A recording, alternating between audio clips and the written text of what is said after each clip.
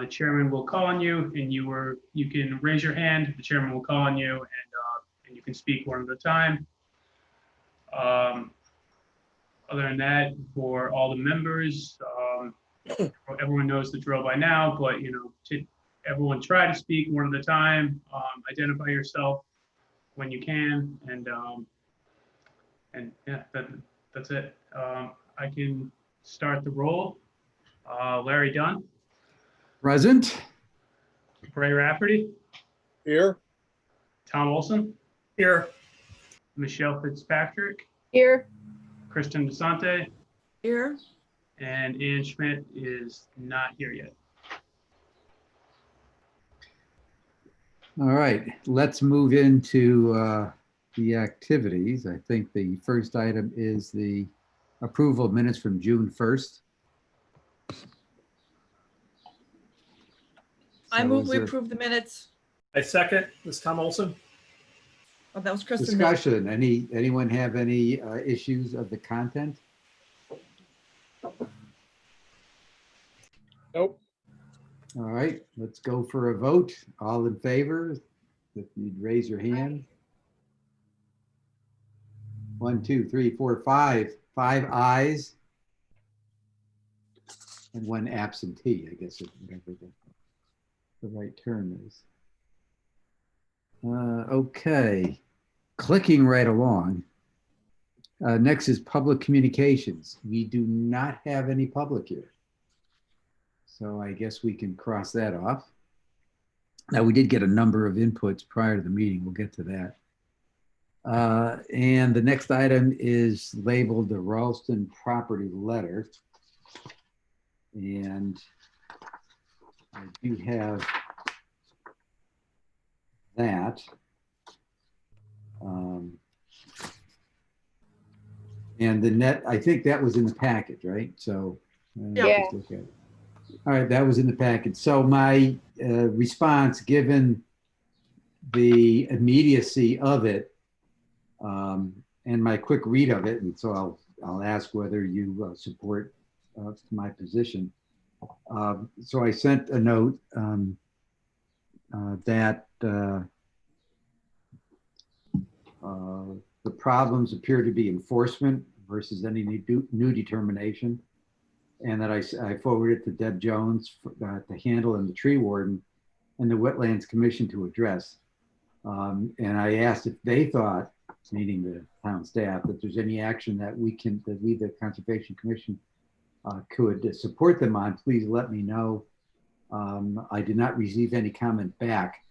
So, and I did that because it came in on June 22nd. Our meeting was now, and things seem to be happening on a real-time basis. Is there any objection to the actions I took, or the position that I've taken for the council on that one? Tom Olson here. I agree with everything that you took. I actually went and looked at the property, and I didn't see anything that was gross and obvious that would warrant as long as the notifications were done. I think she was just following up as the tree advisory board more than anything else as the Conservation Commission. That the enforcement is being properly held by the public works folks and in their office, as we've just talked about in the past. And I could see where in her viewpoint that there was some area that she's concerned that they've gone beyond what was supposed to be cut. It wasn't obvious. I did not get physically on the property. I just observed from a distance, and it does look like they've exceeded somewhat the area that was, but it's hard to physically determine without actually seeing survey lines and stuff in the ground. But obviously you needed to take some area out just to be able to put this retaining wall in that was cited on the drawing. And that's a kind of, you could see some extension would be reasonable into the area beyond the yellow line that they had in the markings as far as the extent. But that's really a determination on site and by the enforcement people. And I think the enforcement people, as long as they've been notified, that's about all we can really do. And that's all I have. Tom Wilson. All right, Michelle. Yeah, this is so can we maybe add a little context to this? So, I mean, basically all we got was this letter in our packet. So can I understand, and maybe for the minute, so this is under public communications. So somebody from the public sent a letter in that got forwarded to us because why?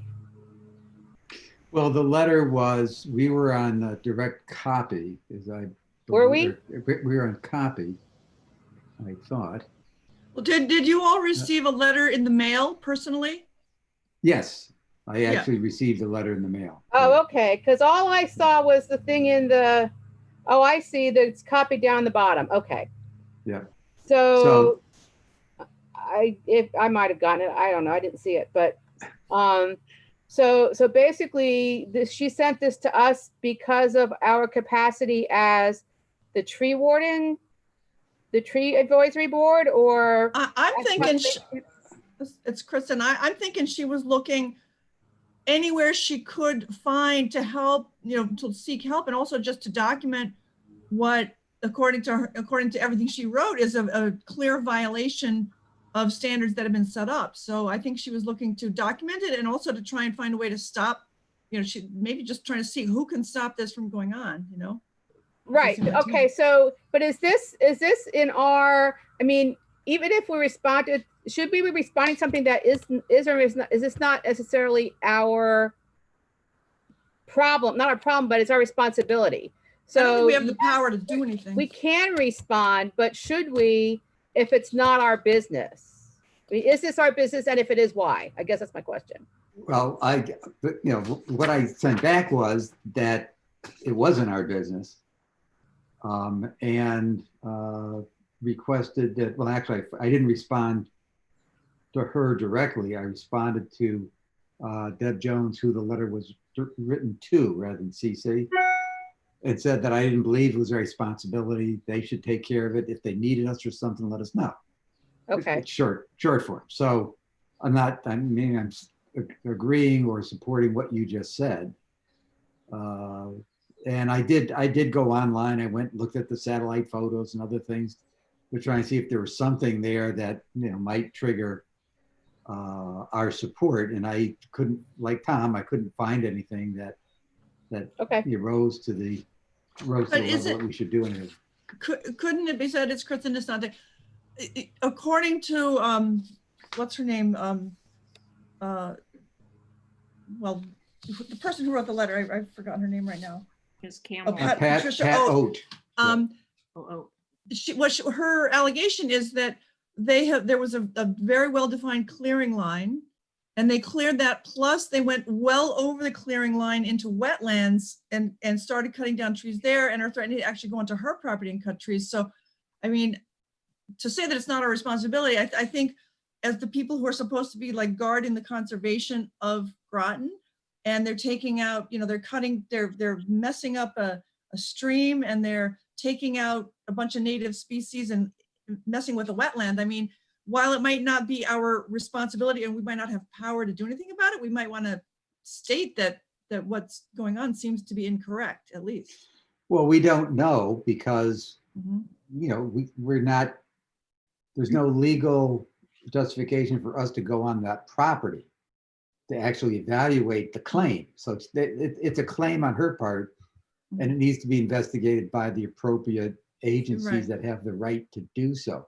That was where I was coming from. I mean, I mean, Bruce could correct me. If we went on their property, even investigate it, we could be arrested because no, but I mean, you could go on property. You could go on Patricia's property. I'm sure she would invite us to go on her property to see exactly what she's talking about, Yeah, and I can add that Deb Jones has been out to the property several times.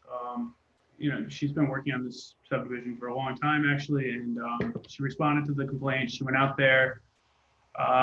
She, visually confirmed that it looked like the clearing had gone well beyond the clearing limit line.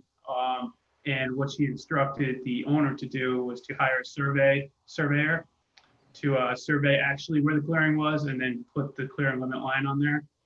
And if it's found to be further beyond what was approved, it needs to go back to the wetlands agency. So, we've responded to the enforcement. It's under review still, and I mean, really, there's no action that the Conservation Commission needs to take other than making sure that, the town is investigating it. But, right. That was my point, is that the town should investigate it. And, gee, we're watching. I mean, that's about it. I think that we can do, right, at this point. It would be up to the town to slap a fine on or Yes, mandate replanting or anything like that, right? correct. Yeah, it's under the Inland Wetland Agency's jurisdiction. All right, so if there's no further comments, we'll move on to the regular items of business. Hi, Ann. I'm Hi, sorry. Oh, hi, Ann. I made Ann it. has joined Sorry. us with the record show 5:10 p.m. Oh, no, I was here at like 5:03. He's been here. Oh, I'm sorry. That's all right. I I'm didn't want looking to up. interrupt. Whatever the right time is, Bruce. All right. Up and down 503. All right, so the next three items kind of go together a little bit for me. The OSRA grant is the grant that is supporting parcel ID that ends 9424. And one of the things that, I looked at was applying the open space criteria, which hasn't formally been supported yet, right? But, so I thought maybe the way to kind of go through this was to go with the criteria, perhaps use the example with 9424 to see how it works. Examples are always good. And then move on to our response to the OSRA grant. And there is a proposed letter that, is that in the agenda or the handout? It should be right next. Let's see, application. The letter is not in the packet. Oh, the letter's not in the packet. All right, so I can bring that up and share it on screen when we get there, if it's required. So, what if I shared the criteria as we move forward in that one? So, can I share, or do I need approval? I guess I can share. Okie dokie. Now, is that readable? It is. Do I for me. have- I can read it. You got a laptop, so It's all right, not sometimes too bad, but you could open the screen, open it all the way. But I also have it on my iPad, so. so Yeah, it's- you might want to expand it if you can. Just there may be some people on tablets or phones. It's pretty small. well, I think, whoops. Yeah, that just makes it bigger, doesn't, I'd have to do this, hold on.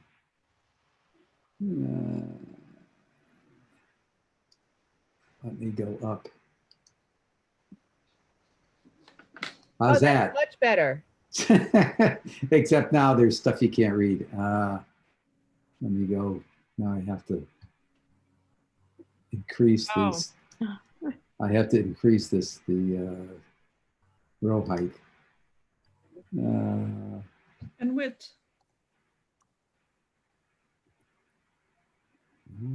Was Or it just- enough? Make column C wider.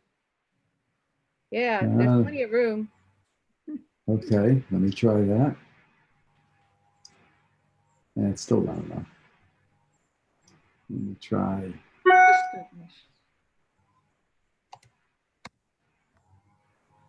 All right, I think There we that's, I think that works. Yep, that works. Okay. So there was a variety of input on the criteria. Tom and myself, I think, have been cycling. Whoops, that wasn't what I wanted to do. Here we go. All right, okay. So I guess there's from a math point of view, there was a recommendation, to go to a rating scale of 1 to 5, rather than just checking the box, and have everything that weight. And then with the weighting, yes, Michelle. This isn't the same one that's in the packet. It should, The numbers are different. Oh, that's because the one in the packet are all fives. Right. And these have, this is the specific example of the parcel under discussion as Got an it. example, Okay. right? Which I thought would be better than, Right. You just need to tell people that so that if people are watching and if they're looking at the packet and they see this, they understand what the difference is. So okay, the packet is the general one, and this one is specific to the parcel we're talking about. correct. Okay. So the weighting, so the math was the rating scale 1 to 5 for each of the elements. And then to normalize it, you see on the right, the priority, the 1 through 7, adding the economic model. And then there was the special multiple, that multiplier, I think that's it, at the end that allows us. So it's really an 80% factor, half of the 80% was the economic model and the balance of that. And then there was a do what you want with it of 20%, right? Which is personal preference, I guess. So that's the math part. So that's one thing, you know, that's a little different, which I think is a little better and easier to deal with on how you rank something 1 to 5. And so you have the 7, you can see 1, 2, 3, 4, 5, 6, 7. Then the economic model value, in order to convert that to 1 to 5, I said that 5 points if it's in the top 20% of the parcels we evaluated. If you recall, Michelle had a list of what, 40 parcels, Michelle? I think so. Yeah, I'd gone through and done an analysis of that. So if it was in the top 20% from economic value, you get 5 points. If it's at 1 point, if it's at the lowest 20%, and obviously the interpolation between. So that was kind of the weighting of that. I mean, again, this is pretty rough, but it's for comparative purposes. And the special multiplier is just add some numbers to add some numbers based upon all anything else that might not have been considered. So going back, a lot of these you've seen before. So complete and expand the proposed green belts. And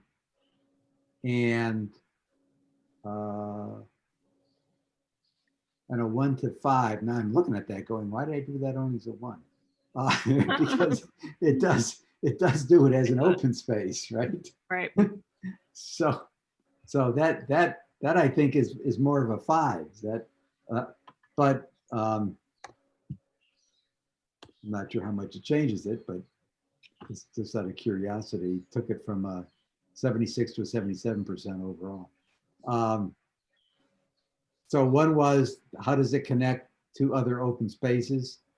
I think there's another, there we go, and trails. You know, was it, you know, proximity to industrial areas, which it's not. Significant roadways proximity, which it's all below 95. So I thought that was low. Significant, I'm sorry, access to neighborhoods. Is there access for residential neighborhoods? Yeah, there is. I think there can be more done, but that's a developmental thing, not necessarily that exists. So as I kind of went through this criteria, I went, typically there's not an access for a new parcel, but is there the opportunity for an access? So that's how I interpreted it. You guys can raise your hand if you have any objections to that. Available parking access, there's none today. And it's not a brownfield site. So therefore that's a positive. That's kind of a reverse thought process there. So Larry, I have a question. Yep. The industrial proximity. So the one means it is close to industrial stuff. No, that says it's, oh, there are no barriers or threats to the corridor. So the answer is there are no threats, so it should be a higher number. So you got a good point there. So maybe that's more of a 5 than a 1, you're saying, because it's on the opposite. Well, yeah, because the point is it's not near industrial stuff, right? Yep. Nope. So that was a good catch. Larry, this is Ann. Can I make a comment? Absolutely. To Michelle's point, we really need to spell out, and Tom, I think you started doing this. 1 means this, 5 means this. So that when you go through, you know what a 1 and a 5 and a 3 mean. Yep, you don't do That- what I that's just the did. comment. It's not done yet. I think Tom took a stab at that in a version that he had. But that's something that I think we need to do. Okay. Yeah, this is Tom Olson in response to Ann. On page 88 in your package of the open space plan was my cut is included in there in the criteria that I had put in there, knowing that discussion was going on. I also challenged some of your areas, like to me, brownfield sites. I can't imagine any brownfield sites today in Groton that are clearly identified to this degree. So why are we worrying about this? I had a different criterias that I put. I had modified some of these criterias that you had in this particularly in this section, and also as Ann said, it had given you what the scales, what's a 5 and what's a 1 for comparison purposes, and that's all I had posted that as part in the appropriate section of the open space plan. So I'm looking at that and I'm on page 88. So which version is it in? This there? was the one that's in, it should have been it's in the packet. So if you go to, Okay. in today's packet, it's it was on page 88 of the, of the packet that they gave us today. This is 80, or it should be in there. No, I'm looking. Where is it in the packet? Yeah, I'm looking at it. Well, I attached 3 different criterias under IV1. Okay. I attached the one from Tom Olson, one from Ann. Yeah, it's on page 115 of the packet from today. Okay. But it's 88 Page in the 88 plan. of the plan and 115 of the packet. Excuse me. All right, let me go to that. 71, 73. I'm flipping it here on the side. 88.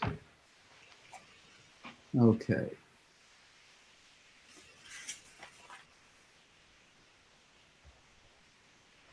All right, now, man, that's hard to see.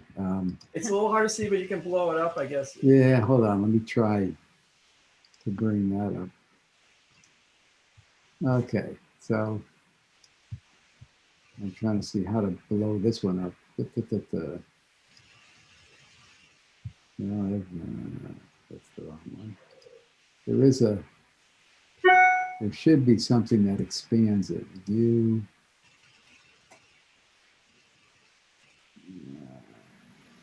Zoom, there we go.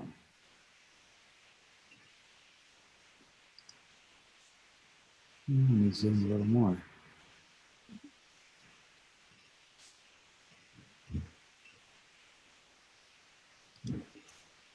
Oh, that didn't work.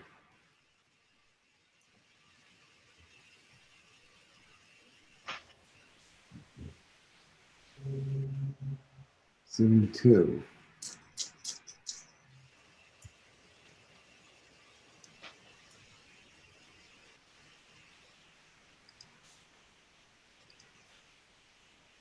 No, that's a little bigger. Here we go. All right, how's that? That's getting there. Well, on the Zoom, you can enlarge your own screen too, you know? Each of us can enlarge our own screen. Yeah. But everything in yellow is what I had changed from the baseline that Larry was initially started with. All right, well, let's modify it or add to it. Well, let's work with this. Parcel connection. So I think that's multiple abuts, industrial proximity, no threats, near a state greenway. So Tom suggests that we change it to that. Accessibility is straightforward. Parking, you change that to be POCD supported as parcel of POCD designated green belt. and shifted brown sites. I'm not sure of any brown sites available other than perhaps what the town already owns, which is the town dump. That's kind of a brown site parcel. Well, Browns Fields actually has, it's an EPA Superfund site, that type of stuff. You had some of that stuff up at the submarine base which was under government property. But I'm not aware of anything that's expanded beyond the sites that have already been identified, already remediated by the government. All right. So rather than trying to overcomplicate this, can we let's do a section at a time. So are any objections or discussions on Tom's suggested changes? Yes, Michelle. So this is Michelle. What's our purpose right now? Are we trying to work with this part of the plan? Are we trying to just give an answer about that property? Because I mean, honestly, we've got the whole comments on our plan to go through, and I could see us spending half an hour just on this. Well, the answer is What are we trying both. to do here? Both. We have a requirement to get a response back on the OSWA grant request, Okay. which requires us to take a position, which to me requires us to utilize the criteria analysis that we had agreed we would do. So I think it goes in that fashion. And yeah, there are a lot of comments to go through, and we'll get to that. But so I think it's important that we need to get this nailed down and be able to look at the actual analysis that's there. But do we need to go through all Tom's comments to just make a comment about that property? I mean, can't we just use the one you already did? I don't think there's going to be a big change because the property has a lot of fairly significant features, and we're going to be in the 75% and higher category of a rating out of 100, normalized out of 100, which is among the best we're going to get. So from that perspective, I'm not sure that the minor changes we might make because this major 7 or the major 7, we're not changing those. We're talking about getting more definition in those. I would agree that you can use either one as far as from a decision perspective, but from a long-term perspective, I think we still would have to, and that can be done now or before we make a recommendation on the OSWA grant, and work this still in my comments in as far as other comments with the open space conservation plan. I have no problem. I'm not hard over that we need to change this first. I'm perfectly acceptable to use the other criteria, the draft criteria that Larry had already ran a sample with. I just wanted to point out that I had some changes, as Ann mentioned. All right, quick show of hands on preference to go through Tom's comment, assuming that it's gonna be a high score regardless of what we do, or defer this to the comment section. So just a quick show of hands to continue on the criteria definitions right now. Are you suggesting that we go back to your original open space criteria rather than the one that was marked up in yellow? Well, it's pretty close. I mean, this is an iteration against that one. Right. So the differences are this center one, which was Ann's suggestion about what, explaining what 1 is and what a 5 is. And there's some modifications here. The biggest one is the one we just talked about of getting rid of the brownfield sites. The other ones, they're kind of the same thing. The verbiage has been changed. Did that answer the question, Ray? So could you just clarify, what are we voting on? What are we deciding? Thank you. Do we want to continue discussing the criteria itself, or just go back and start to work on the OSWA grant and defer this discussion until we talk about the comments on the plan in general. So if you want to defer the discussion of the criteria content itself, raise your hand. 1, 2, Just hit 3, continue, right? 4. Okay, so that says delay this and go back to the OSWA discussion. So in order to do that, let's see, where is,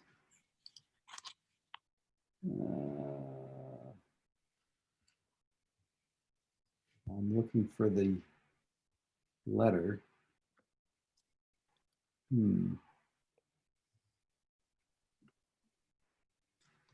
Give me 1 second. I thought I had everything up that I was going to use. Evidently, I didn't. Oh, I know. I got it sitting here in hard copy on my desk. That doesn't help. Let's see.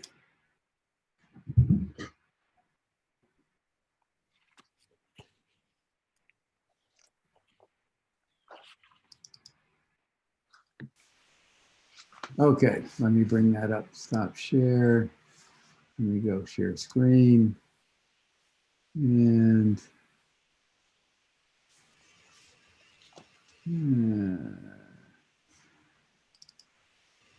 all right. So, so I took a whack after going through the criteria in my own fashion and spending some time looking at this because we didn't have a lot of time and I wanted to come prepared to it. So I think the way to go through this, and there was a lot of some background information in the handout package, is I synthesized some of the stuff that was in there and gave a summary here. And rather than me reading it, I mean, this is big enough for you guys to read it? Roll. Yeah, since we don't have that in the packet, can you make it a little bit bigger? Because what we have in the packet is the application narrative. Yes. So is this the cover letter that goes with that? This is, can you see that? Yes. Okay. We have been formally asked the Conservation Commission for our position in support of the OSWA grant. All right. So having looked at it, you know, I am proposing this as the response to that request, but I informed them that it requires the vote of this commission. Okay, can I just ask you, up at the top where it says reopen space, is it T. Waltrus or just Waltrus? Is that a typo there? Yeah, that looks like a typo. Yeah, it's going there too. Okay. Sorry about that. And this is Michelle. So, but I just want to make sure I understand what's in the packet is the official application that the town of Groton put in. Is that correct? It's part of it. So our packet has the application narrative. Yes, I think there's more to the package, Bruce, than what was there. Yeah, I can answer that, Larry. Bruce Lofgren, Planning and Development Services. Yes, so what's in your packet is a portion of the official application that was submitted for the OSWA grant. That's just the narrative. I didn't provide all the mapping and the actual application. I just thought, you know, the narrative can give you guys a good overview of what the property is and what the grant is and what we're asking for. Okay. And what we're asking for you tonight is just to decide, you know, whether or not the Conservation Commission would like to issue a letter of support to support the grant or not. And Can I say something? Kristen? Yeah. Okay. Well, two things. One is you misspelled Waltrus down below in the second paragraph. But anyway, I would say based on the information that was sent to us in the packet and what we read, I don't know that we need to discuss this a lot. I think it looks to me like a really excellent property to support. And, you know, maybe we can just go ahead and support it without hashing through too much stuff. It just looks pretty good to me. Well, I think you should actually read the memo, but Larry, Roll down. this is Bray.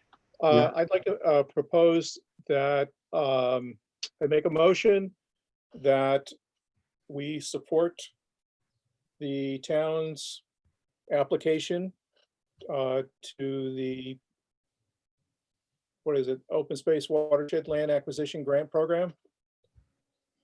Open space and watershed, yes. Yep. Right. So I make a motion that we send a letter of support to this application.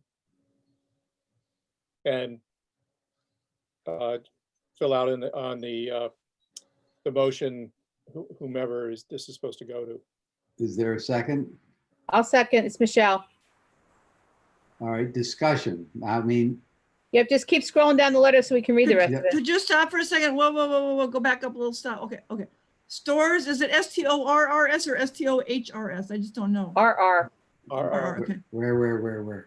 Stores In the Connect, Yukon stores, okay, I wasn't aware, I thought it was with an H, okay, that's spelled right. okay. That's spelled right. Good, I lived there just for checking 4 because I years. didn't know. Okay, keep going. Yeah, this was from, there's legal lawsuit, there was lawsuits. There was a lot of work done by OSHA. I'm sorry. Yeah, that looks great. Yeah, I think it's great too. All right. Any other discussion? Yeah, Tom Olson here. It is Watros property, not a Waltros property. There's no L in the property as you find in the properly spelled in the application. How do you spell it? It's No L. W-A-T, no L. W-A Watras. Yeah, Watras. okay.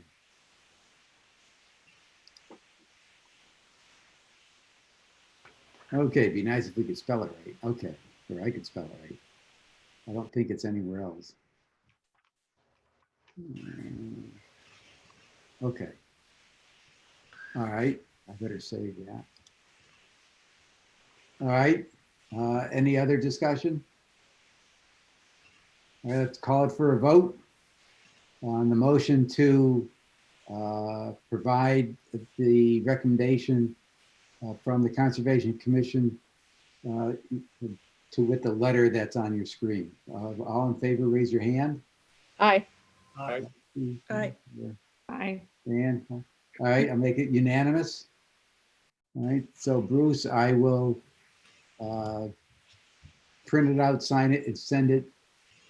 I guess I'll send it to a number of folks, but I think I have to get it into you. John made the request, so I'll send it to him and copy you on it. And Deb, I guess. All right. Yes, yeah, that works. Thank right. you all. To send letter.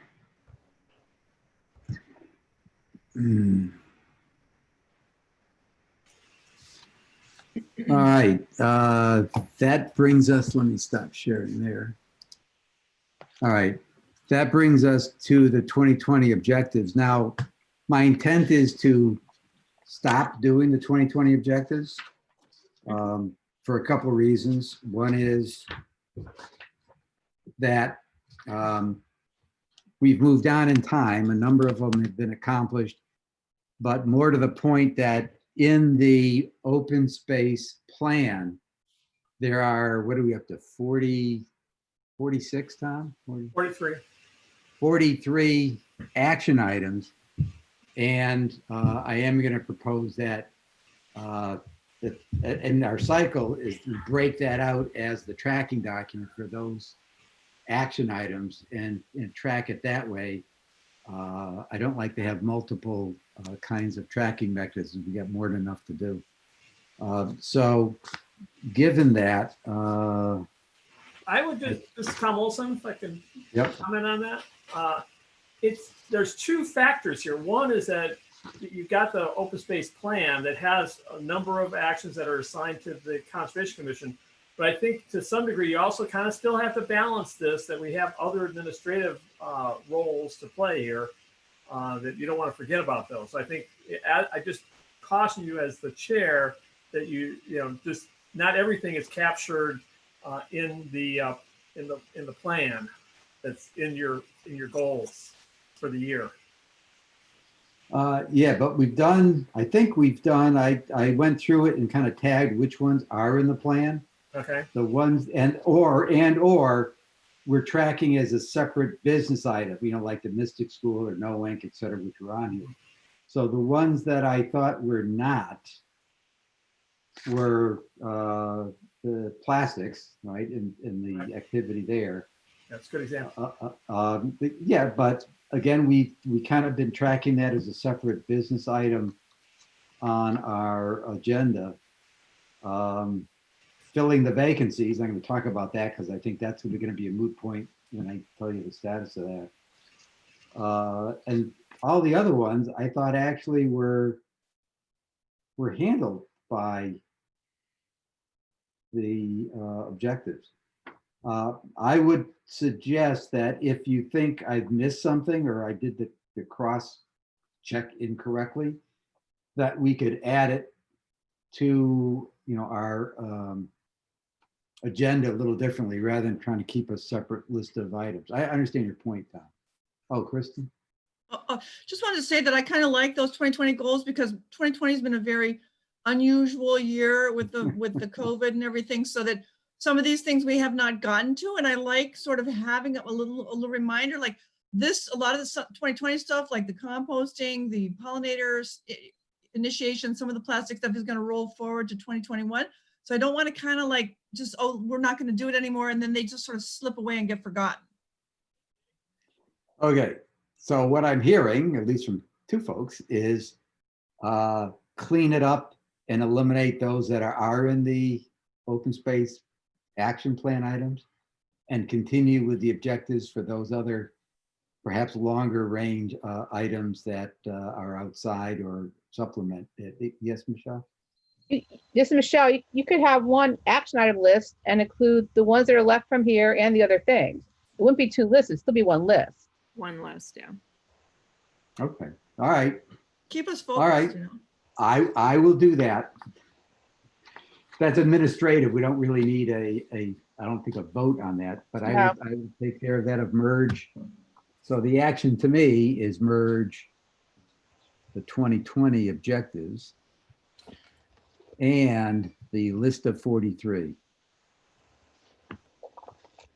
All right, which we need to spend some time on, but that's a different discussion. Okay, back to, oops, what happened to my agenda?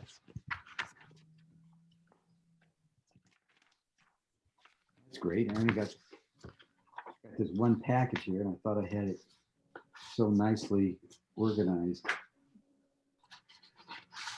There it is. All right.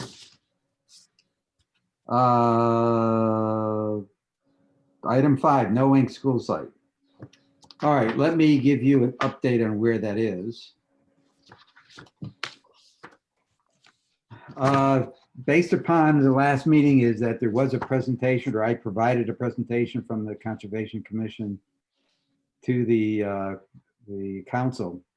There was actually 2 meetings at the council. One was information input, and the other one I thought was a decision meeting. But when I went back and looked at the minutes after the June 26th meeting, I think that was it, Bruce. It wasn't in the minutes of meeting, and I then forwarded a letter that said, hey guys, wait a minute. I thought there was a vote, and you said it's going to be open space. There's a variety of things that could be used, and now there's been an effort by the housing authority to try and reopen it again. So I thought we were beyond at least that stage, because it certainly has to go to other, the RTM and some other folks.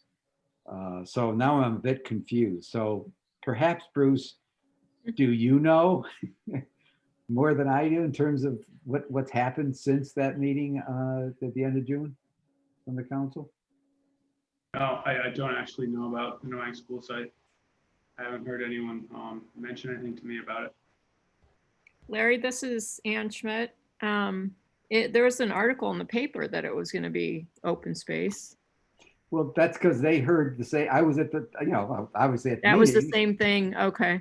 Right. That was the same thing. And then subsequent to that, like I said, when I read the minutes of that meeting, that information was absent. Right. Totally. And so that Oh, gave I me thought some. you meant just the vote. Okay, so. No, it wasn't referenced at all. At all? That's At odd. all. That's why I thought it was odd. So I did Yeah. put in a request to the town that said, hey, guys, what's going on? Well, said it a little nicer, is what's going on? You know, I thought there was a Mm. vote and it's not represented in there, et cetera, et cetera. Then after that, there was I guess there's another effort going on to take a third, fifth, sixth look at a housing authority one, which would have 18 cottages, et cetera, et cetera. I got a hold of that. I sent that to Frank Sosha, who's in the Noank Zoning Commission, that said, hey guys, this is floating around. I said, my read of the zoning regs says they can't do this without a variance from the Noank Executive Committee and or Noank Zoning Board. So could you look into it and have Noank legal support take a position? So that's kind of where it's at. So I thought we were moving forward, and it looks like 2 steps forwards, 1 step back, I guess is my net on that one. So that's where we're at on the Noank. I thought I'd be a bit more positive until that popped up, just a couple of days ago. Larry, this is Bray. Yes. Do you know who's been promoting the affordable housing?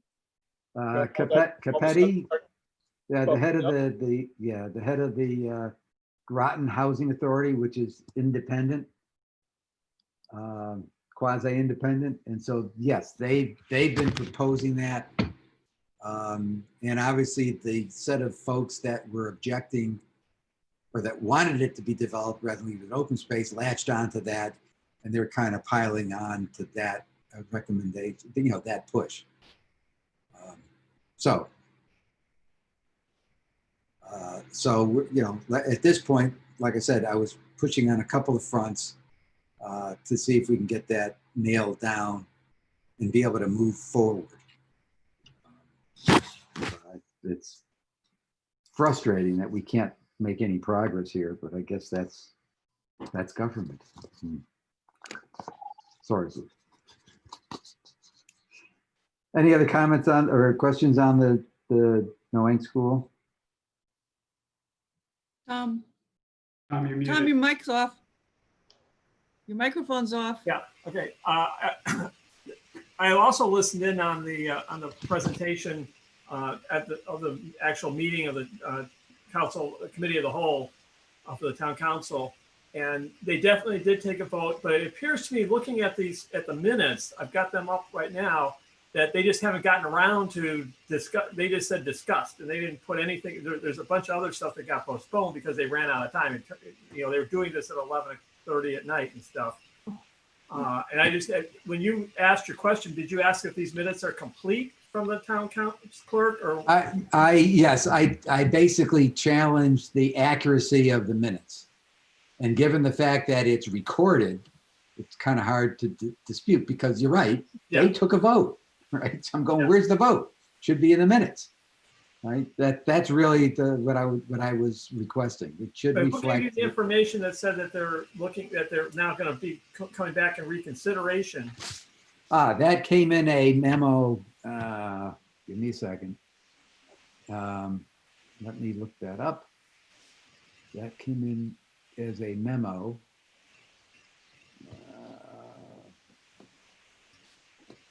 Back on.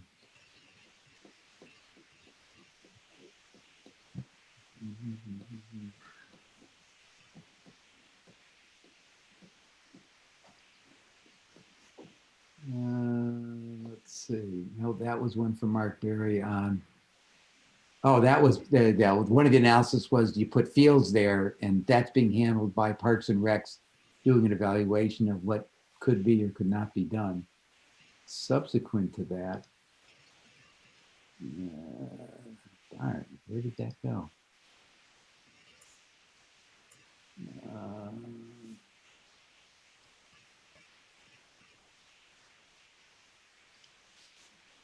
Aha.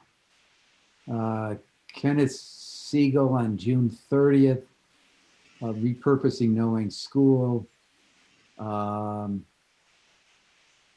There was, again, that's a private citizen, you know, pushing the GHA plan and was, you know, trying to send it out to a variety of folks to, you know, put some pressure through the GHA. That Victor Villagra got a hold of that. Well, I guess also Eugenia sent it to me, and then I forwarded that to, as I said, to the Knowing folks. I can forward this to Bruce, and he could send it out to you guys if you're interested in seeing that memo. I will do that. So Well, I Bruce, guess my question would be, this is Tom Olson again. We have a town council meeting tomorrow where they will take petitions from the public, which would include us. And so should we be making a positive statement that we want to see our recommendation held, and noting that the committee of the whole has discussed this and we still support it? Because right now it's not on the agenda for tomorrow's meeting specifically. They're talking a lot about some of the other conservation actions in regard to the Briar Hill subdivision and land acquisition, which I believe is the Lot Trust property, Baker's Cove. But they didn't want to take on the Knowing School issue. So that's obviously going to still roll around in the committee of the whole. And so maybe we should be as a commission here making a public statement or letter written submittal for tomorrow's meeting?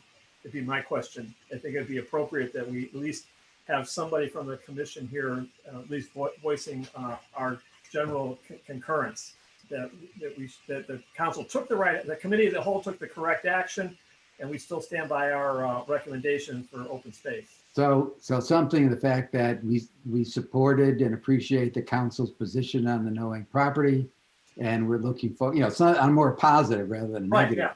But yeah. The other thoughts on that? This is Bray. I totally support our sending a comment or however we wish to present to the council. That's always a good reminder to them. That All we're, right. Is anyone going to be attending that meeting tomorrow night? Yeah, I was going to say is I got a conflict tomorrow night. Bray, is it possible if you could, it's during the beginning, right? It's just right at the beginning, Well, public comments. is it possible that we can just do a comment and send it on to be in the record? Instead of trying to, Yeah, that's kind of how it goes. We just send it to the town manager's office. Yeah, this Tom Olson, it'd be an email into the town manager before I think 3 o'clock or 4 o'clock tomorrow. It has to be in so that it'd be incorporated, either it's making a statement that here's what we want to say in our email, and also whether or not you want to have somebody physically there to talk to it. I would be available to do that if that's the general agreement.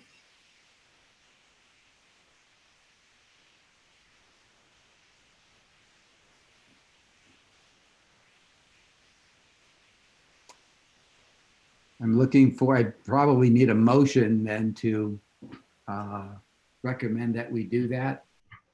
well, I'll make the motion recommending that we put together a note to the council, and if in support of their position on the open space issue with the Knowing Gardens, Knowing School property. Second. All in favor? Aye. Aye. All right, that's unanimous. And I guess who can, I mean, Tom volunteered, so I mean, my first default is Bray as the vice chair. If Bray can't do it, Tom has volunteered. So which of you would be available? It's a little awkward for me for tomorrow night, so if Tom could do it, I'd appreciate that. Right, so, okay, so Tom's agreeable to do that. So I by 3 o'clock tomorrow? All right. So Tom, since you're going to be physically there, why don't we just bounce back and forth? And I'm thinking like it's one paragraph. I mean, this isn't, you're on mute. Yeah, there doesn't need to be much to get onto the agenda with the town manager. It's just a one paragraph. It's all we really need to have, saying, hey, we'd like to make a statement and positive support of the previous actions and stuff. We can put something together and I can bounce it by you. All right. So we will do that. Okay, so that's Noang School. Man, that's a little piece of property. It's taking up a lot of time. Okay, now open space plan. There's a whole bunch of things on that one. The feedback, we've been asked to do a presentation to the council on our plan, and that's scheduled for the 28th of this month of July. Yes. I Chris? nominate Tom for that because he knows it backwards and forwards. Hold on. We actually have a presentation, so we'll share that with you. So that I'm just giving you the topics. We'll get there. And my recommendation would be we're all there because it's our plan. But that's What date is that? the 20. Hold on, it's on the PowerPoint presentation that we have. 26th, I believe, right? Or 28th? 28th. 28th. July 28th? July 28th, right? And so there's actually a PowerPoint that Tom has. Tom, I think I did a whack, then Tom made it a hell of a lot better. So we do have something to share with you, right? But there's that presentation. Then there's the schedule for, let's call it draft 2 to send out. And then at some point, we really need to spend some time on the objectives as well as the feedback that was there. So I think we should start with the feedback. There was a variety of, were all of those in the package, Bruce? I know there's a bunch flying in late. The only one that was not in the packet was the comments that you and Tom Olson received from B. Reynolds. They came in late, and I believe she's here as an attendee too. I don't know if she wanted to say anything or if you want to take her comments at some point. Yes. All right.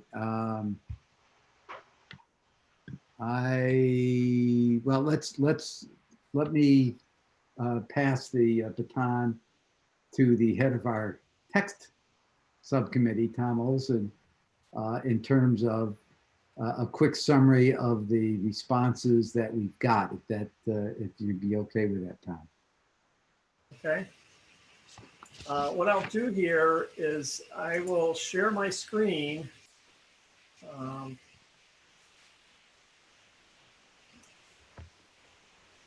If I get this thing up here.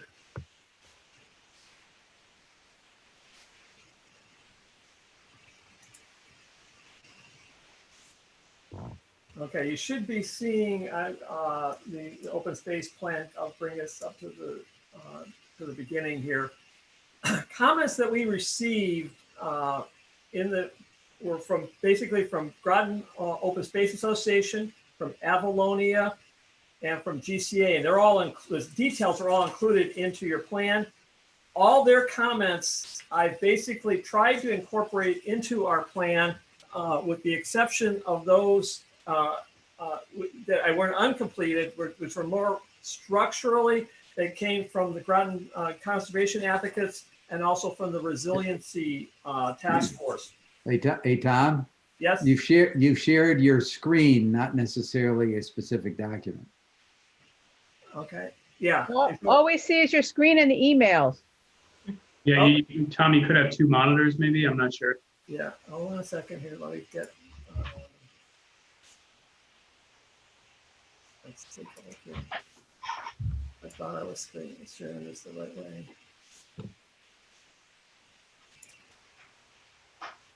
Nice sunset, though. Oh, okay. I'm sharing the wrong screen. Okay, hold on a second.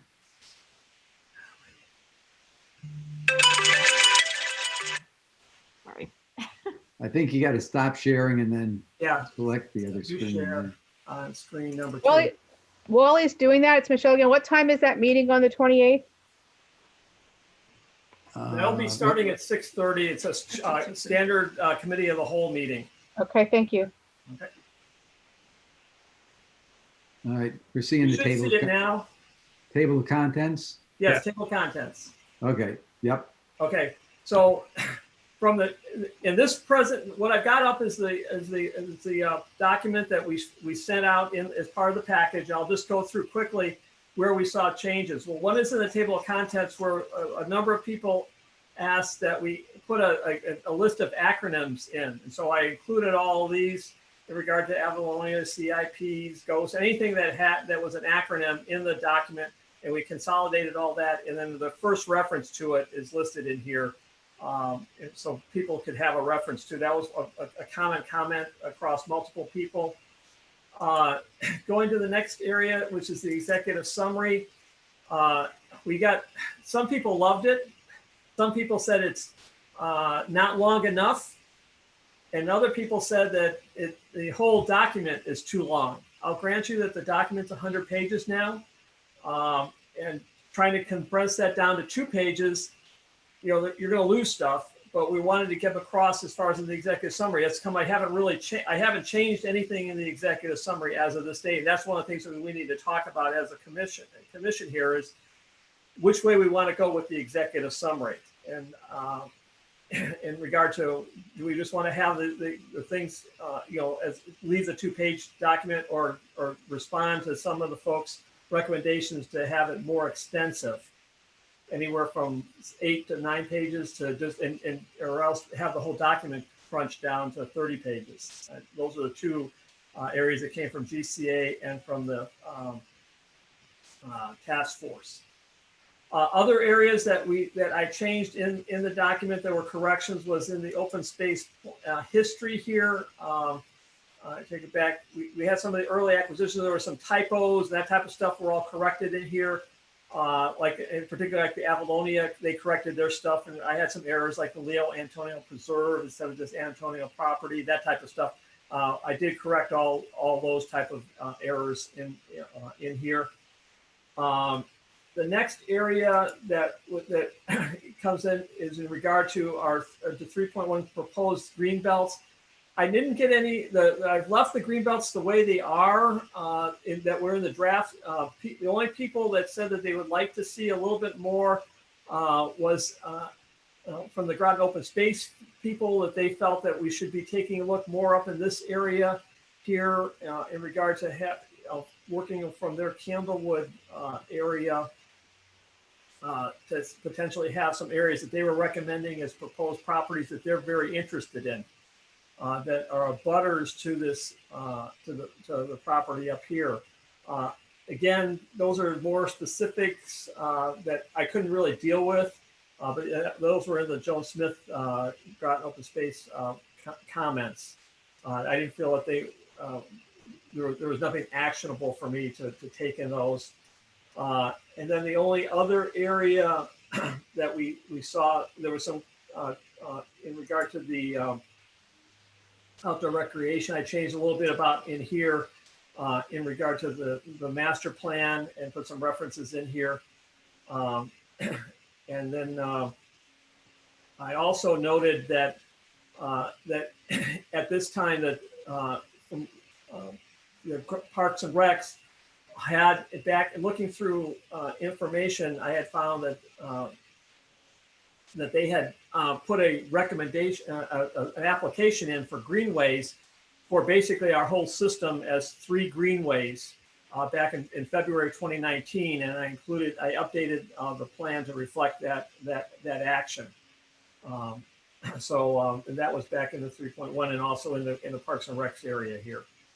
Other than that, the only other thing that I can come up with is I got some comments in regard to the social justice stuff, and and other charts. And I've subsequently tried to, in this, I don't know if they I don't think they got updated in the version that got put out, but because I was still working on these, is these for the low income and the and minority percentages, to update these maps to just have the data, straight data without anything in the background so that they can be seen better. But I'm still kind of working on some, I haven't come up with any any better solutions to that, you know, as far as from a comment. And because that was another comment from GOSA that they couldn't really read this. And Bray has mentioned this before also.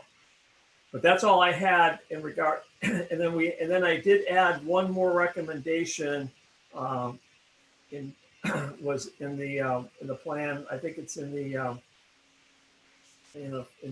future section in here. I did comment on some of the stuff in regard to the on the different greenways relative to comments that had come in from the on the Merritt School on the Cutler School area, and GOSA's Merritt property.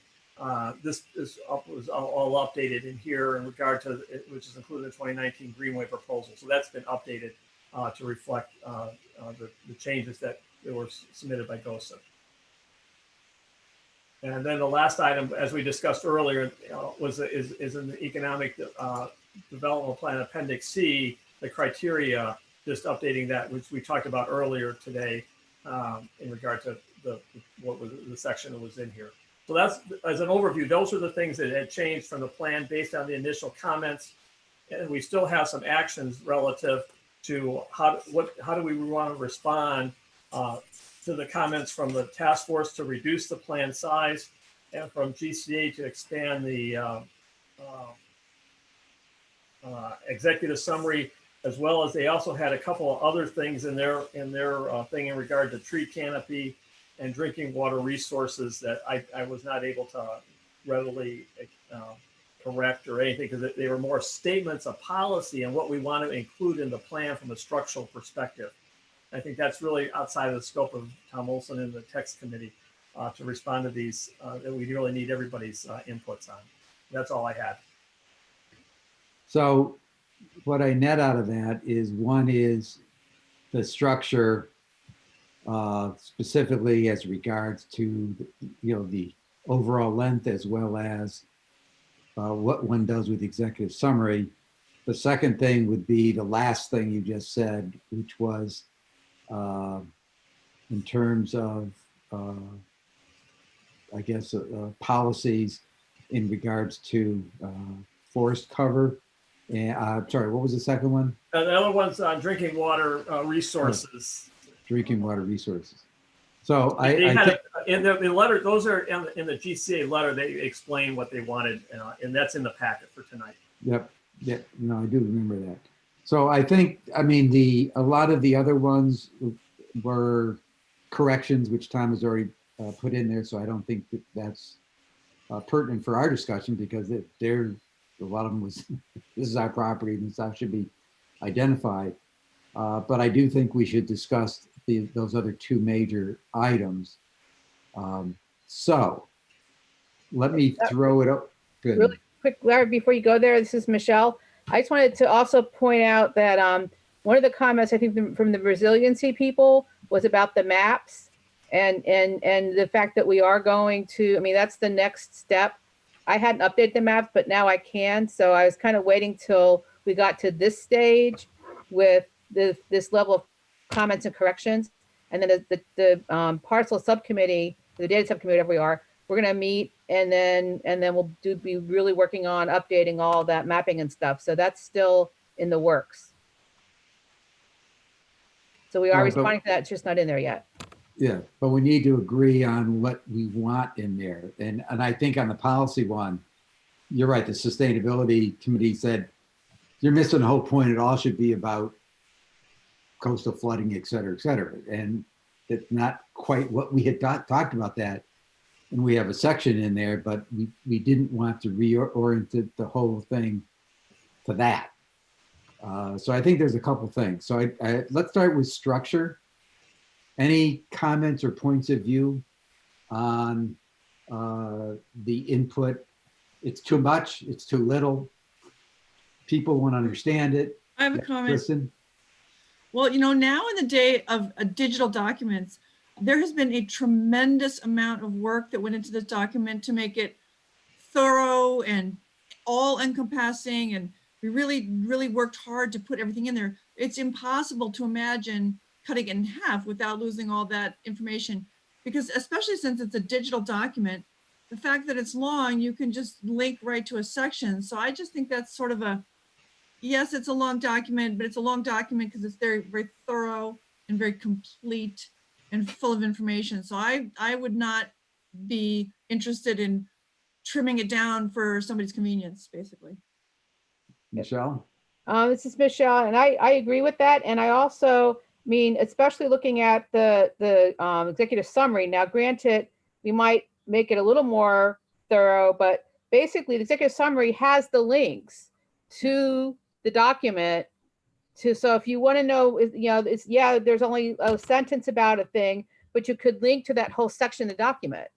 So you know, there's, you know, whether it should be a little bit longer is fine, but it doesn't need to be huge. You don't need to explain everything in the summary, because the whole point is you read the summary and stuff you want to know more about, you go to it. Other comments? This is Bright. I think we should not just count on this thing as being a digital document, but also at some point someone's going to print it out, because I always like to, myself, I'm a hard book copy kind of a person, rather than trying to always go back to finding a computer and then calling it up and going from there. Whereas if you have the document, you can take it with you and refer back to any section of it. So I think it's a combination. We're looking at the combination of the two. Other comments? It's Tom Olson here. I just want to point out that the original, you know, the 1990 version was 30 pages. So, or 32 pages. I think you know, one of the things that we're trying to do here is from my viewpoint, and it's outlined very well in chapter 1, is regarded, this is a tool for our commission, rather than as a policy statement out to the community. As an advisory board to the town council and to the town manager and to the other staff people, we really don't have any type of enforcement responsibility or policy statements, but we owe to the community, here's our vision and how we're making recommendations for them. And so this is, to me, it's not necessarily, you know, a document that has to meet with everybody's approval. It's really to document how we're doing things, and we're taking inputs in from everybody. But I think it's still important for us to, you know, use this as the tool that we're going to be making decisions with. Just like tonight, we made a recommendation relative to this Watrous property. You've spent time, Larry in particular, evaluating it. I know I've spent time helping Deb Jones write up the Oswald grant, working with Bruce, and those type of inputs have focused on why we're supporting the way we are. And I think to be able to, and this documents how our philosophy is, what priorities we've established, and for our recommendations going into the other boards and commissions, and to ultimately the town council and to the RTM. But at least we're trying to establish what that foundation is that we're operating under on a go forward basis. So to have 100 pages, so be it. That's what we wanted at this time. And we can come back. We're trying to expand on more than what was been done 30 years ago. A lot more information has been incorporated in here, and I think the nature of it is it's expanded. And so I don't see I'm supportive of this. If we want to have some other documents in our library of stuff, you know, whether you want to call that like a decision makers recommendations or whatever process, we can develop that separately. But as far as for our core plan, I I think what we've developed here over the last 18 months is pretty substantial, and I think we should stick with it. Kristen had her hand up first, but Anne hadn't talked yet. So I'm gonna go to the first speaker and then the second round, Kristen, and then to No Michelle. problem. One of the comments was, and I mean, Tom has done a phenomenal job on this, and working on it with him, I would hate to see us lose anything that we've put in. But one of the suggestions, and I can't remember which organization made the suggestion, was to possibly think about putting things in appendices. So we wouldn't lose anything that we've done. But if we could maybe streamline some of the elements, and I haven't really had time to think about how to do that or whether that makes sense or not. But that might be a way to get the document itself at a more readable length, with all of the backup material still available in appendices. So I think that's something that maybe we ought to consider, just throwing that out there.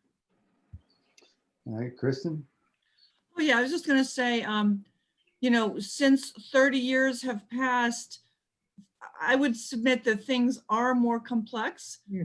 We have access to a lot more information now easily, and there are many, many more agencies, and they're just a lot more involved now than there might have been 30 years ago. And I think maybe that's partly why the document is so lengthy, is it's a more complicated and intricate kind of a world we're living in. Michelle? This is Michelle, and I totally agree with Tom. This is our document for our purposes, and I think we need to make it as fact-filled and full as we need. When I do other documents, and I tend to go with the policy of put as much as possible in appendices, but I'm not sure that's true for this one. I think the information needs to stay with where it is. However, the other thing we could think about is as doing kind of a Reader's Digest version for people for other purposes. So this is our document for our work, but if we want to do something that's more of just letting, you know, a public relations thing or whatever, we could, once we get done with this and get it done, we could think about having a condensed version for the average reader. All right. Okay, so I'm gonna, my turn. So I think, you know, so I thought about this and looked at all, and I kind of, Michelle, what you said and what Tom said is that the work that's there is a resource document that's going to serve a lot of different purposes. And we did take a lot of stuff out and put it in the appendices as well. I mean, and for example, the whole economic model was shrunk, and there's a separate document That's called right. the user manual for that. I would point out that every time we create a subsequent document, keeping things in sync become more and more difficult. I mean, I'm sitting here trying to I update the user manual and I go back and I have to update the other one. So we got to be a little careful about that. Having said that, one of the things that struck me as I saw the feedback is, as a resource document, does it make sense for us to provide a different delivery mechanism to, and I hate to use the word sell, but I'll say, to sell the concept of open space to the general public or other parties, right? By taking the resource document and doing something different that gets out there, whether it's a video, whether it's another form of communication that builds on what we said, but puts it in a way that says, hey guys, this is your town, this is your open space. You know, we did all this work, but here's what it means to you, or something along those lines. So I'm certainly in favor of a subsequent, I said subsequent because we got to get this out, that then provides it in a way that isn't as technical. I mean, there's a lot of technical stuff in this document, right? And I would expect that a significant amount of people would kind of, their eyes would glaze over. So, as a way of doing it, but I see that as a second step, building on this base, because I think it's a great resource document. But that's just kind of my point of view. I would like to, we've been around 2 or 3 times, but I would like to see if we can build a consensus on the structure based upon the comments. Does anyone have an additional comment to provide based upon what you've heard from everyone?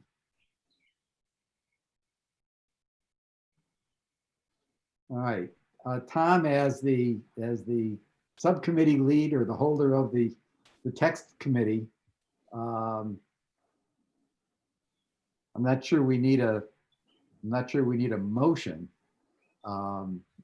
but perhaps a position statement from you.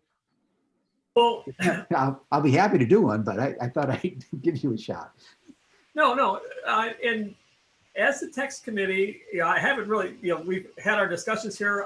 I think we can take on a action to continue development of a follow-on document, okay, that could be used as a basis for a multimedia display type of thing that would include like a PowerPoint presentation.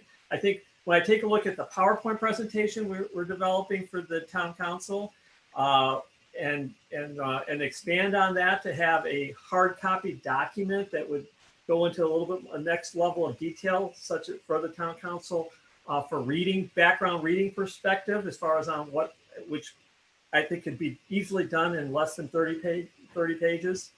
And that would be something that the text committee can put together over the next couple of weeks here. But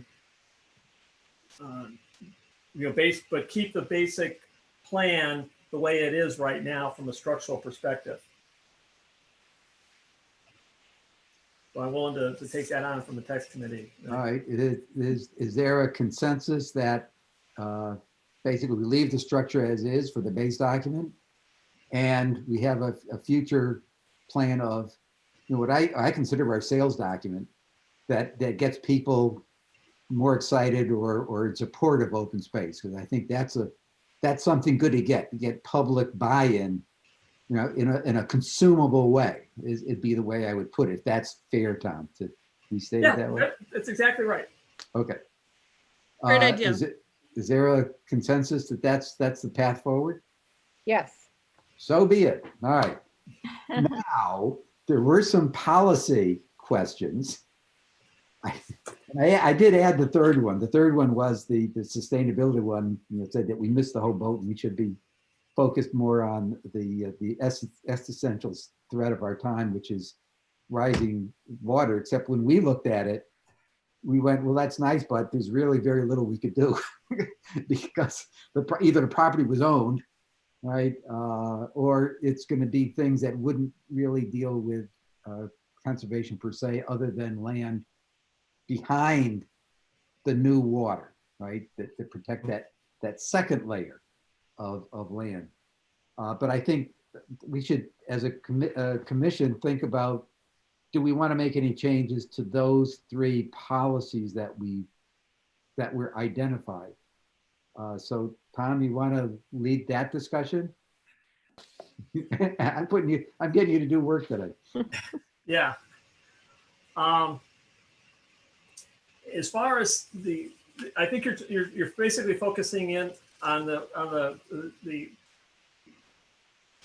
task force, which is the last set of comments that you wanted me to take a look at here. Well, I think there was 3: the forestry. Yeah, well, that was the coastal GCA one. That's the, I'm a little confused. Are you talking the GCA ones, or are you talking the? We had the structural thing, then we had the thing from GCA in regard to the critical habitats and trees, canopy, carbon sequestration, a better focus. In the GCA comments, they talk a lot about our discussion in regard to the canopy. They felt that we should be more focused on taking a look at severe canopy loss. my issue is in digging into putting more information into the plan. There was nothing specific that they were commenting on in generalities, in my opinion, in regard to, and also having a different way of measuring trees and this type of stuff. I'm not going to argue as far as being the tree advisory board, but this document really isn't designed to address tree advisory board type of issues. We acknowledge that the tree advisory board is out there in the plan. We acknowledge that the canopy is a factor in evaluation of open space acquisitions, and that we need to be worrying about that. And that there's more details and opportunities that can be looked at. And I think we have the actions that we have established in the plan, take a look at those and acknowledge that we need to get smarter on them. And they also talked a little bit about the comment that we had in the plan that says that the amount of canopy is relatively balanced, and that we better define that. The reason we use the word balanced is that the opportunities in Groton to be able to go in and acquire land to make more canopy are fairly limited. We're taking Watrous is a good example. Is when those properties come up, it's essentially 100% forested area, and so we're recommending, it's a smart thing to go do, and we'll support that. And I think that's came out of our evaluation for the words that we have in our plan today. But to go into more details is nice to have information, but you have to draw the line some places how much I'm going to go into details and evaluation of the forest canopy. We acknowledge that the overall town is at about 63%, which is fairly representative of what the state is today. If you go take a look at on the urban, there's a lot of information in regard to the urban forestry program that's set up by DEP. We're in line with that. We represent that. So that's how come we basically said it was fairly balanced, because we're consistent with what the overall state situation is relative to forests. Are there things that can be done? Yes, there are things that can be done to help minimize the loss because of the infestation, climate change, that type of stuff. But we're smart enough to put this in there that we're going to take that in consideration as things go in the future. But I think to go into be making, these are almost like what they're proposing here are policy statements for the town, which really isn't something, we're not asking the town council to go approve this plan as a town ordinance. We're going to recommend as a town ordinance for how you maintain your open space, but not how we're going to evaluate it, or to what goals that we're going to be using for evaluation purposes on individual properties that come up for us for recommendations. And so that's come, I'm a little hesitant. And that's basically the same story on the second thing in regard to the natural waters, that they wanted us to take a more stronger position relative to protection of the watershed areas that we have, whether it be Eccleston Brook, which is one of a Watrous property, or any of the other watershed areas, is that we need to be making a more positive statement. But in regard, it goes back to what areas can we purchase or land acquisition or take positive actions relative to disposition of town property from a protection perspective. And yes, I agree that those are all good things that the GCA is proposing, but from an evaluation perspective and how we evaluate things, I think that we've already got enough in here to say, yes, we recognize the watersheds that are developed by Groton Utilities are all in place. We take that in consideration when we're evaluating properties. But as far as making a policy statement is that what thou shalt go do something, I think is again pushing the envelope a little too far. And I think, and the other thing that I failed to mention earlier is in the GCA letter was that they wanted us to be more proactive in regard to how do we define protection. And I think that there's enough words in our discussion and action items that we've taken relative to easements, which is really your protective mechanisms, that's provided by the state, and that we have action items that will expand on this. But relative to putting in the plan, we've already got, I think, an adequate amount in there, and we don't have to go into more specifics. I think that's what they're looking for. Again, each one of these three areas that that they've brought up in here in their primary areas are adequately addressed. That we haven't forgotten about them, and from that aspect, I'd say that we can work with GCA as they on a way forward and with the current recommendations that we have in place. Michelle? I totally agree with Tom, and I think we have to be careful of making this a document, an action document, as opposed to an information document. This is saying, here's what things are, here's what we want to do, but making those kind of recommendations, that would be, another action thing. And I don't know, I honestly didn't look at all what the 43 things are that we're putting on our plate. But if those things aren't on there, we could say, okay, well, here's, look at what we would need to do to recommend doing a better job of protecting the waters. But that's not in the document. The document's the support for whatever that thing is going forward. So don't try to solve all the problems with this. This is the document that supports when we do try to solve the problems. It gives the background for why that's important and what to do with it. All right, I think if I went through that, I think there are actions that do touch on all those areas in the document now. I mean, what I read was they wanted a bigger emphasis on it because that's their emphasis. So I understand your point, Michelle. Other comments? Can I make a comment here? Bray? Yeah. I totally concur with Michelle and Tom about our document.